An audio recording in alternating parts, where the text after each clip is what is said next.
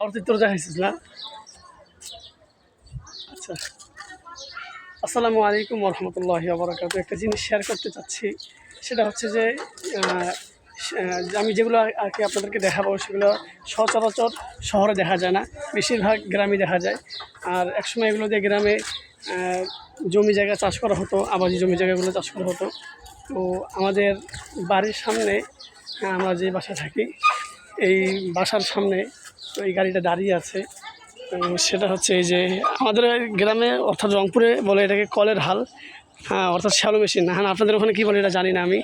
দুইটা দাঁড়ায় আছে, এগুলো মূলত কী জন্য আনছে আমি জানি না, কিন্তু এগুলো দেখে গ্রামের কথা মনে পড়ে গেলো, গ্রামের স্মৃতি মনে পড়ে গেলো, তাই একটু ভিডিও করলাম।